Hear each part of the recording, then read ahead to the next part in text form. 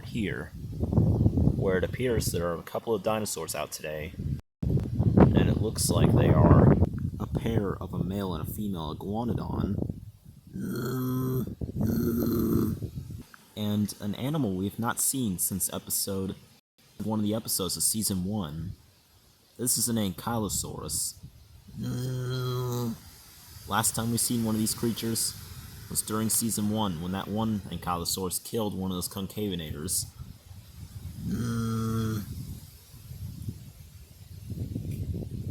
However, unfortunately for the iguanodons, they are being stalked because laying low in the grass is a low-killing killer. A Sarcosuchus. Yeah, now you might be wondering, where is the Sarcosuchus' water? Well, you see, this Sarcosuchus is in the middle of migration. Its last lake has been dried up by the dry season, and now it is looking for a new source of water. But first, it needs a quick snack before it can continue with its journey. That is why it has picked these two unfortunate iguanodons as its prey. The female spots it. She quickly backs up from it. At first, the male is confused, but then with a swift bite,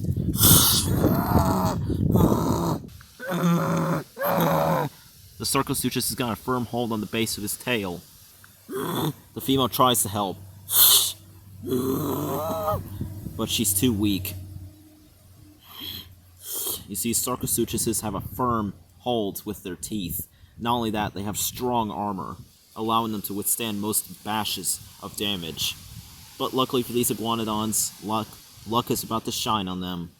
As the Sarcosuchus has failed, he has made a big error. You see, Ankylosauruses are very territorial animals, and if they see an animal that is not recognizable in their territory or in their vicinity, then they will perceive it as a threat. The Ankylosaurus bashed the Sarcosuchus with its giant tail. The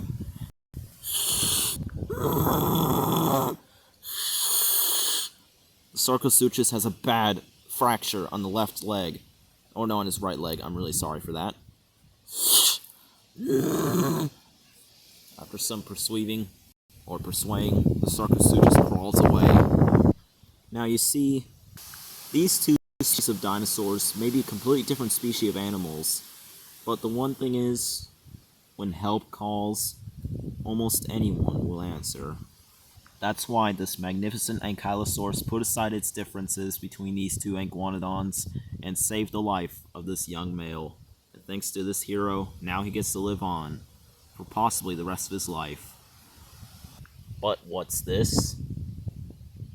Somebody was watching from afar. Someone familiar. Stripe, he is quite surprised at this sight. He was expecting to get a free meal after the Sarcosuchus killed that iguanodon, but after learning that even herbivores can look out for each other, Stripe is now disappointed, so he leaves. Meanwhile, over 2 hours later, we arrive at a completely different location. Well, a location that's at least 2 miles away from the other. Right now we can see two Lystrosaurus appear to be grazing on this dense land. However, of course, like a moth to a flame, there's always a predator stalking something on this island. Blue. You see, ever since it's already been a season since she's lost all of her sisters, and now because she's a lone raptor, this makes her very vulnerable to attacks.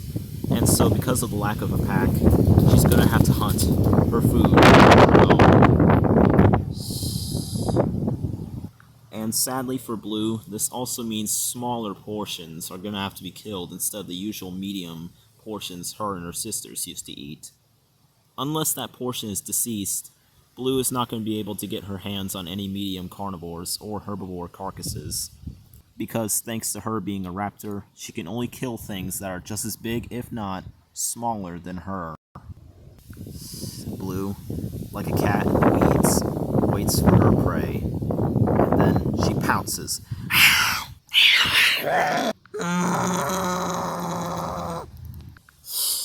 without any issue, Blue manages to kill the Lystrosaurus as the other ran off. Thankfully, she's gotten lucky today. Now she gets to eat in peace. Or so we think. Stalking her is a Ceratosaurus. But it's not just any Ceratosaurus, it is the new character, Shamrock, the green Ceratosaurus we discovered back in the last episode when he was stalking Fujiwara in the nest. Looks like he's back to claim a meal, and sadly, he's gonna steal that Lystrosaurus carcass if there's anything Blue can do about it. He quickly creeps up on her. Blue quickly spots him. Shamrock is determined and not scared of Blue. He quickly heads in there for the carcass. Blue has just scratched him in the face, but of course that angers Shamrock, so he does this in retaliation.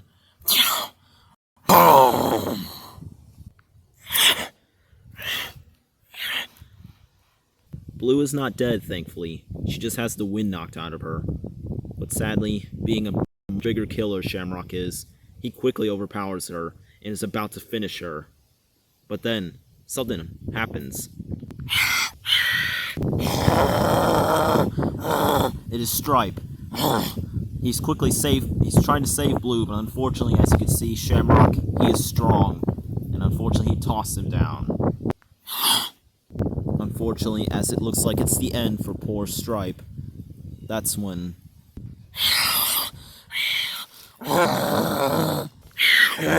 Blue has just jumped on Shamrock, but he flips over. Shamrock is so furious at the both of them right now, but the both of them stare him down, ready to fight again. Because of the overwhelming strength, unfortunately, Shamrock being humiliated and of course too hungry to even carry on, he sadly gives up, and so he walks away empty-handed again. As for Blue, she has just lived to see another day. You see, the reason why Stripe saved Blue, it's because, if you remember back in Season 2, Blue and her sisters actually saved Stripe from his abusive pack. And now, these two have formed a bond. As payment for him saving her, she offers him some food. He's hesitant at first, but she insists. Looks like he obliges.